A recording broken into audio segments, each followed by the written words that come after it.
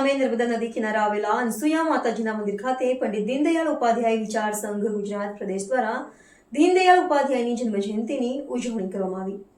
પંડિત દીનદયાળ ઉપાધ્યાય વિચાર સંઘ ગુજરાત પ્રદેશ દ્વારા પંડિત દીનદયાળ ઉપાધ્યાયજીની જન્મદિનની ઉજવણીનું આયોજન કરવામાં આવ્યું હતું, જેમાં પંડિત દીનદયાળ ઉપાધ્યાયજીની વિચારધારા અંગે માર્ગદર્શન આપવામાં આવ્યું હતું, જેમાં વડોદરા જિલ્લા ભાજપ પ્રમુખ રસિકભાઈ પ્રજાપતિ, ધારાસભ્ય અક્ષયભાઈ પટેલ સહિત ભાજપના હોદ્દેદારો અને કાર્યકર્તાઓ મોટી સંખ્યામાં ઉપસ્થિત રહ્યા હતા। રિપોર્ટર જેસલ વસાવા, શિનોર સમાચાર ન્યૂઝ, શિનોર।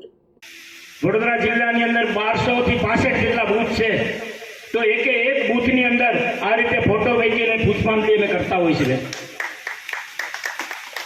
આવા મહાનુભાવે બલિદાન દીધા છે, એમને આપણે કેમ ભૂલી શકીએ મિત્રો? પંડિત દીનદયાળ ઉપાધ્યાય હોય, શ્યામા પ્રસાદ મુખર્જી હોય, અટલ બિહારી વાજપેયી હોય, મિત્રો ઘણું એમને તપસ્યા કરી છે। આપણે તો અત્યારે તમને એવું નથી લાગતું કે કોકે વાયુ હોય ને આપણે અત્યારે એના ફળ લણીએ છીએ? મિત્રો લણવાની વાત ને, હું તો એમ કહું આપણે ખાવી છીએ। પણ ડૉક્ટર તેજસ હર્ષદભાઈ ગોરસિયા, પ્રદેશ અધ્યક્ષ પંડિત દીનદયાળ ઉપાધ્યાય વિચાર સંઘ ગુજરાત પ્રદેશ। આજરોજ પંડિત દીનદયાળ ઉપાધ્યાયજીની જન્મજયંતિ નિમિત્તે વડોદરા જિલ્લાના સિનોર ખાતે શ્રી દેવેન્દ્રભાઈ ઠાકરની માર્ગદર્શન હેઠળ પ્રદેશની આજે એક કાર્યક્રમનું આયોજન થયું જન્મજયંતિ નિમિત્તે।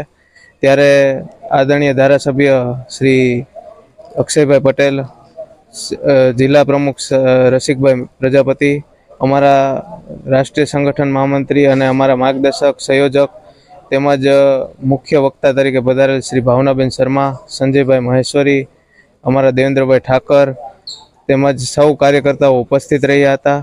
આ કાર્યક્રમમાં મુખ્ય હેતુ એ જ હતો કે પંડિતજીની વિચારધારાને છેવાડાના માનવી સુધી પહોંચાડવી, પંડિતજી દ્વારા કરેલા કાર્યો અને તેમના દ્વારા આપવામાં આવેલા સિદ્ધાંતો, તેમના જીવનશૈલી અને તેમના વિચારોને જન જન સુધી પહોંચાડવું, અને મુખ્ય હેતુ જે એનો હતો કે એકાત્મ માનવવાદ અને અંત્યોદય, જે બે એના સિદ્ધાંત મુખ્ય હતા કે જે આજે આદરણીય વડાપ્રધાન શ્રી નરેન્દ્રભાઈ મોદી તેમજ ભૂતપૂર્વ વડાપ્રધાન અને શ્રદ્ધેય અટલ બિહારી વાજપેયીજીએ પણ સાકાર કર્યા।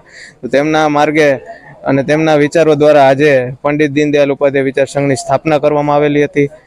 એ નિમિત્તે પંડિત દીનદયાળ ઉપાધ્યાય વિચાર સંઘ ગુજરાત પ્રદેશ દ્વારા આજરોજ અહીં આ કાર્યક્રમનું આયોજન કરી વડોદરા જિલ્લાના તમામ કાર્યકર્તાઓ, તમામ લોકોને આ પ્રદેશના આ વિચાર સંઘ વિશે માહિતગાર કર્યા, તેમજ આવનારા સમયમાં પ્રદેશ દ્વારા કાર્ય કરવામાં જે આવવાના છે તેના વિશે માહિતગાર કર્યા। અત્યાર સુધી 1 વર્ષના સમયગાળામાં ગુજરાત પ્રદેશ અધ્યક્ષ તરીકે મારી નિમણૂક થઈ તે દરમિયાન કરવામાં આવેલા કાર્યો વિશે માહિતગાર કર્યા, અને આવનારા સમયમાં લોકસેવાના કામ અમે કરવા જઈ રહ્યા છીએ। સેવા એ સંગઠન, આ મુખ્ય હેતુથી પંડિતજીના માર્ગદર્શન હેઠળ, પંડિતજીના વિચારો તેમજ એમના સિદ્ધાંતોના માર્ગદર્શન હેઠળ અમને એમના જીવનને આજે પણ જીવી રાખ્યા, એ પ્રમાણે આગળ વધવા જઈ રહ્યા। ખૂબ ખૂબ આજે સિનોર ખાતે અનસુયા માતાના મંદિરના પેટાંગણની અંદર પંડિત દીનદયાળ ઉપાધ્યાય ગુજરાત પ્રદેશ વિચાર મંચનું જે અહીંયા ઉપસ્થિત રહી અને એમના વિચાર માટે પ્રદેશના મહામંત્રી બેન શ્રી ભાવનાબેન, અમારા ધારાસભ્ય ભાઈ શ્રી અક્ષયભાઈ પટેલ અને દેવેન્દ્રભાઈ ઠાકોર અને સિનોરના એપીએમસીના ચેરમેન ભાઈ શ્રી સચિનભાઈ પટેલ, અને આ અંત્યોદયથી લઈ અને જેના વિચારો નીચે સુધી પહોંચાડવાના હોય છે, ત્યારે સર્વ મોદી મંચ હોય કે ભારતીય જનતા પાર્ટી હોય કે સંઘના સૌ કાર્યકર્તા હોય, સરવાળે તો મિત્રો ભારતીય જનતા પાર્ટીને વધુને વધુ મજબૂત કરવા માટે આ બધા કાર્યક્રમો થતા હોય છે। તો આજે આ જે કાર્યક્રમો થયા છે મિત્રો, સેવાળાનો માનવી પણ એક વંચિત ન રહી જાય તે માટેના ભારતીય જનતા પાર્ટી અને સન્માનીય આજે મંચ અને સૌ કાર્યકર્તા કરી રહ્યા હોય છે મિત્રો। સેવા પખવાડિયાના દેશના યશસ્વી વડાપ્રધાન સન્માન નરેન્દ્રભાઈ મોદીજીનો સેવા પખવાડિયાના કાર્યક્રમો જે છે એ આખા ભારતની અંદર ચાલી રહ્યા છે।